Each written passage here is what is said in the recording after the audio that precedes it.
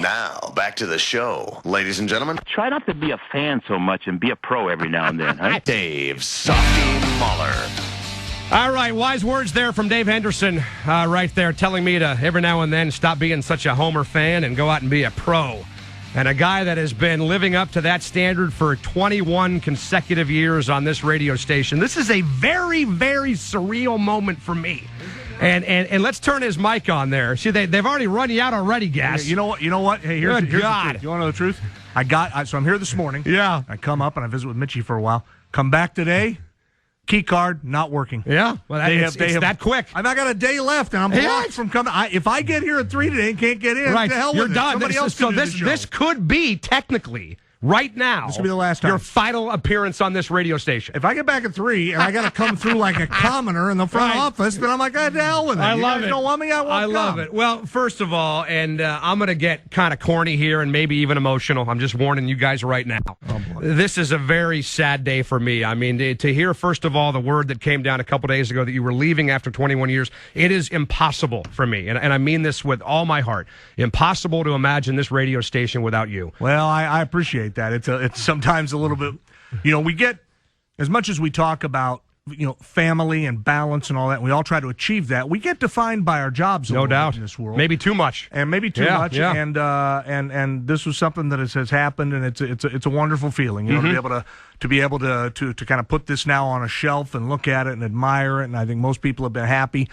to get to be happy at the end. Everybody's been great to me, and the listeners have been incredible. But just here, a lot of times this thing ends with bitterness and anger. Hell, I saw a guy get escorted out by a security guard once. Right, And how embarrassing is that? Right. A guy'd been there 20 years. Yeah. We're going to have a security guard watch you pack up your stuff. I'm like, God, I don't know. I mean, the good thing for me is the 3 times we've moved, I've downsized each time. I don't even have a coffee mug in this store. Right. Some guy said, how long is it going to take you to pack up your office? I go, no time at all. Yeah. I'll walk out and leave. Your office is at home is where it's at. Yeah. Well, look, I mean, when the news came out, first of all, the response, as was overwhelming. Yeah. I saw your post about all the messages you got, and you try to get back to everybody. I got a ton of them.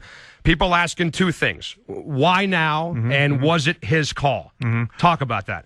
In reverse order, absolutely my call. And that's what makes this is why I'm in such a good mood about it. And I was nervous as to how KJR would react, and our management reacted great. So it's been, if not necessarily an easy thing, because there's some emotion, but it's been a good thing.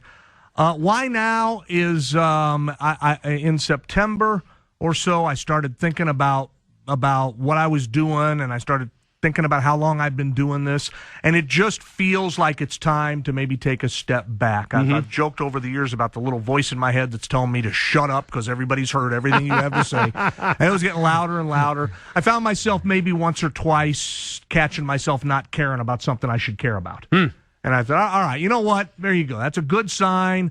Let's go now before you're just a sad, doddering old guy that people are already making fun of. Oh, come on. But, leave on good terms and on your terms. Well, I mean, I think the ability to go out on your own terms is pretty special. It's huge. And I hope that one day I have that opportunity, to be totally honest with you. I don't see it in a million years for you. I don't see you having a chance in hell of writing your own ticket out here. Thank you. I appreciate that. I knew there's a reason why I brought the guy in here. I think armed guards and the whole thing. No, you're right. And I mean, you can look, and not to cast stones here because this is not easy, but look at the Ken Schramm story today in the paper. And there's obviously there. Right. A little bitterness and a little bit of not knowing, and he's not the first, and I'm not blaming anybody in that.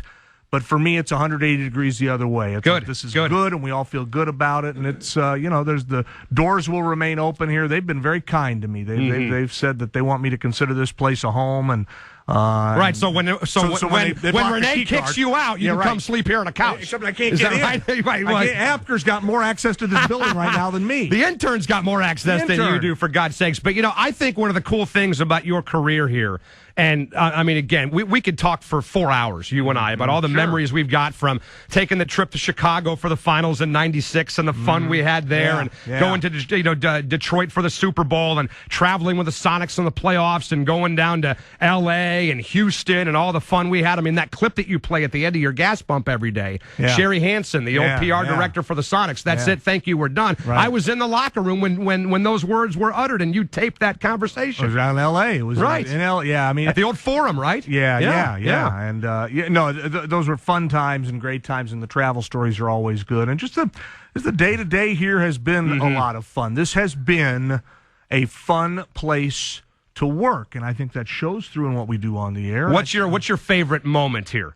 Maybe on or off. I mean, there's so many of them, but maybe a story that nobody would know that maybe you want to bust somebody's chops. Well, I mean, I don't know. It seems like every story I've got, I've told a lot. But your old guy Hendu there. I remember after Edgar hits the double. I'm in the stands.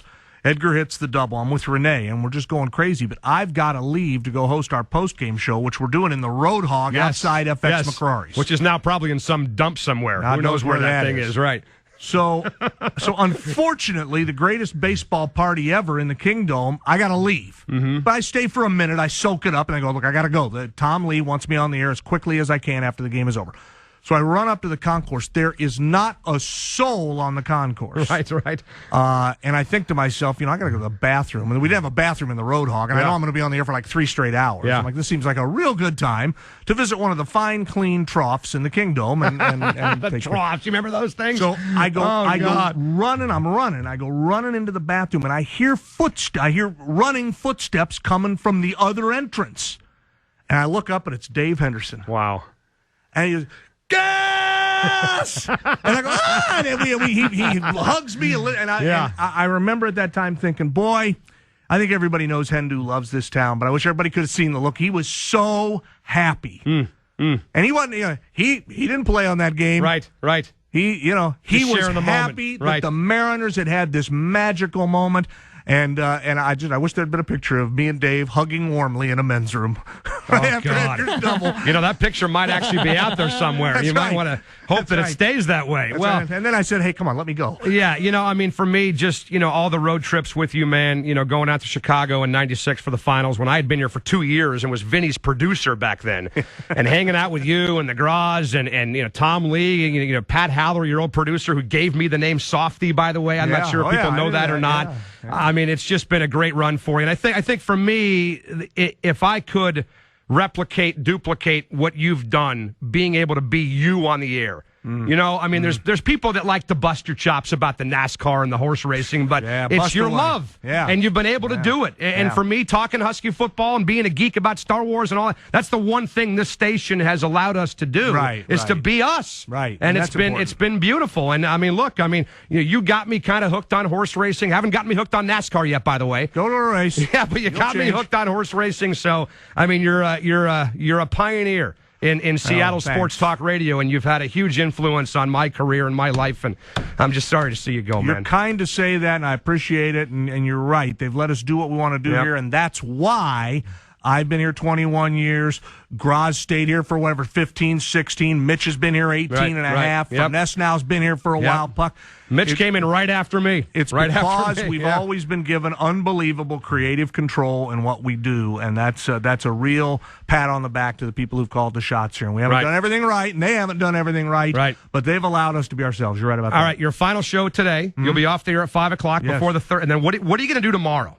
At 3 o'clock tomorrow, what are you going to be doing? If I'm honest about this, what I'm probably going to be doing, because this is my job at the house, and I'm the laundry guy. Okay, you young married guys, hey, do the laundry, man. It's easy. For starters, it's easy. It's unbelievable. I've told you, I can't stand doing laundry. Oh, God, you put it in the machine. The machine does all the work. You got to fold it, and it looks like you've done a lot more than you've done. When it's all over, it's like, oh my God, you did all the laundry. I'm a hell of a guy, huh? Well, I've let that slide a little bit. So honestly, I think my first day of stepping away from it is going to involve about 5 hours of laundry work tomorrow. Yeah, this is the dramatic, romantic life that is Mike Gastineau departing. I'm going to be washing the clothes. I remember early January of '92 being in my bedroom in my parents' house on Woodridge Hill in Bellevue at the age of 18, listening to you talk about the Huskies winning the national championship. Mm-hmm. And I was still 2 years away from being a part of this radio station. So the fact that we've come from that day for me to saying goodbye to you on the air is an unbelievable, surreal deal for me, and I wish you nothing but the best of luck, man. Thank you. You've come a long way, and it's fun to watch. And your turn, man. You guys keep the ball rolling, and I'll be Mike and Magnolia.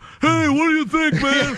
There you go. Is Shark gonna go to Arkansas? That's a great call, Ax. Let's have you be a regular caller. Mike and Magnolia, you're on the air. Do you think Pete's on that ADD drug? I love it. Hey, thanks, guys. Great stuff, and we'll see you tonight, man. Best of luck to you. Love you. Be here at 3. Thank you, sir. All right, that is the Gasman saying goodbye for one final time on this radio show. Adios, everyone. Adios is right. That's it. Thank you. We're done.